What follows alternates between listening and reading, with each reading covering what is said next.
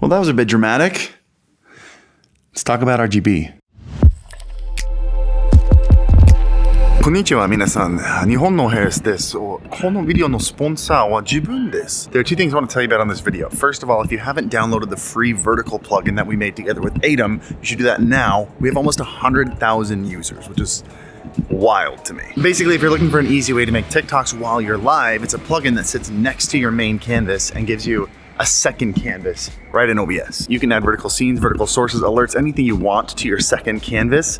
It works just like regular OBS. So then when those TikTok moments happen, you can actually go back and retroactively record them using a feature called Backtrack Record. Basically, it's free, it's awesome. There's no reason you shouldn't be using it. I'll put a link to it in the description down below. And the other free thing you should be using if you're not yet is StreamBeats. It's free, copyright-free music for all your live streams and YouTube videos. It's available on Spotify, Apple Music, all the main music providers. It's also available to download for free on StreamBeats.com. We've got over 15 different genres, 1,600 tracks total, and it's all totally free. So you're welcome.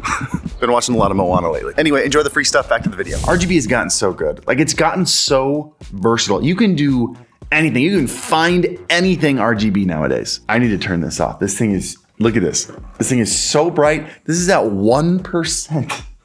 That is wild. But in honor of the new Amaran 150C and 300C being announced today, I thought we would speed run all the useful RGB that I use every day. Lighting takes a lot of time, takes a lot of trial and error to figure out. Let me take some of that off your plate because my lighting arsenal has become massive. It's become too big. And I now use RGB devices every day in every single video and everything that I do. So sit back, let me see if I can knock out the useful RGB, the stuff that I use regularly, and maybe you'll get some ideas from it. Let's start with the COB style light here because this is the brand new Amaran 150C and this thing is bonkers. Just so you get an understanding of why I'm so excited about this, compare this to the Aputure LS600C, which is $2,500. This one, the 150C, 1/4 of the light power, is $350. And the 300C version, both of these being announced today, is $550. But that's nuts. You get half the lighting power for 20% the price.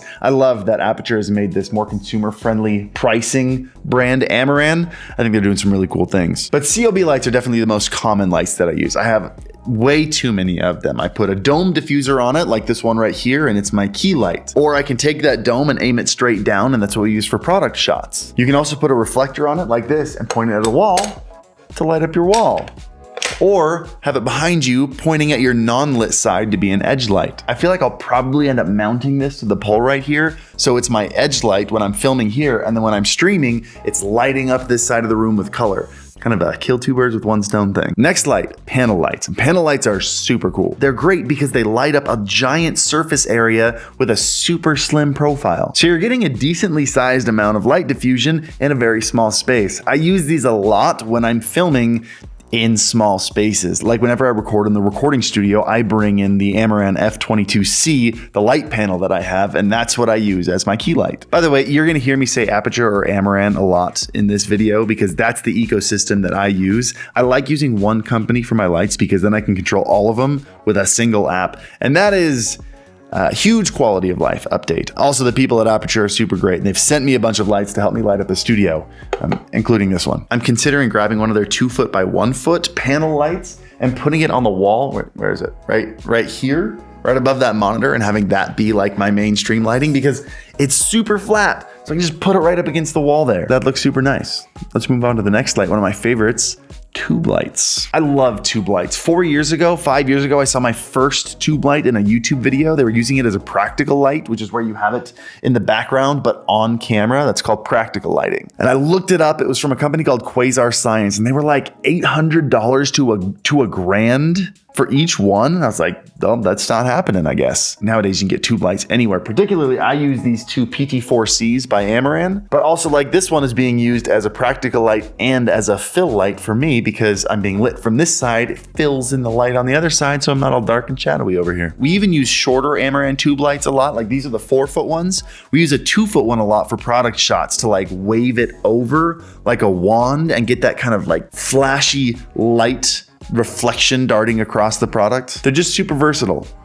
I like tube lights. Well, strip lights are also really cool. And there are two main kinds of strip lights. There's the normal one, that's just RGBWW, which stands for, well, obviously RGB, but then white, because they come with a cool light and a warm light, and you can kind of fade between the two. But then you have RGB IC, and the IC stands for integrated circuit, which gives you extra control over the individual pixels. Like for example, in the strip lights that I have over here on the shelf, I can turn off the light as it wraps around to the next shelf. But it's only off in that little segment. The downside to RGB IC is you can't cut them like you can with regular lights. So you're kind of stuck with the length, but any extra length you can just turn off. So there's a give and take there. And then we have handheld RGB lights, which are so handy. That was not intentional. I don't like that pun. Pretend I never said it. I use the Aputure MT Pro a lot. It's just a little 1-foot tube light, which is super great and easy to use. The battery lasts like 4 hours, but I'm gonna be bringing the MC Pro to Japan with me. Oh gosh, we're leaving in like 8 hours. I just realized what time it was. I'm gonna need a Red Bull in the morning. Lights like these are so great for lighting subjects on the go, especially if you're like walking around and doing stuff outside, or maybe you're just trying to light a product real quick, or, oh, this side's really shadowy, I need to add some light over there just to fill it in real quick. Grab one of these, set it anywhere. They also always have magnets on the back. I missed the magnet. Oh no, I hit opposing poles. That's what happened. It pushed it away. Here. That's not, dang it. Give me something magnetic. All right, I got nothing magnetic nearby. But the point is, magnets on the back of all these, and some of these even have attachments like the MC Pro here. Like it's got this directional grid, so you can really only see it from the front, which is super cool. Or if you want to do the opposite of that, you got the diffuser so you can see it from all directions. And again, held on with magnets. Fantastic. By the way, this is it at 1%. So just, they make these too bright.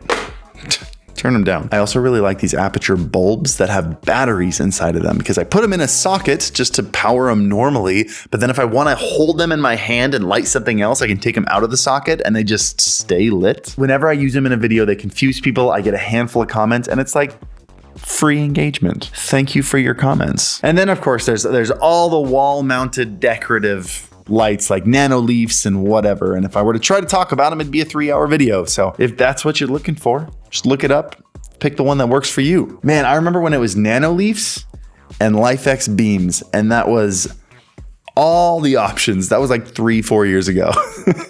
Now you can get whatever you want. It's awesome. But I'm so excited that professional companies like Aputure are adding RGB into everything. Like this light right here, this is a professional light. Like this is lighting my entire room purple behind me, and it's only at 13%. I'm gonna turn it up to 100 just for funsies. How's that look? My camera is like screaming at me like overexposed. We're gonna leave it like this for the rest of the video. Which one is the most interesting to use? You feel like you could use the most? I find that the most versatile for me that I don't think I could live without is a panel light. Like I feel like I could do almost anything that I do with panel lights. But which one do you think about? Let me know in the comments down below. Thank you for letting me make a short video so I can get to sleep before my flight to Japan. I love you guys. And as always, happy streaming.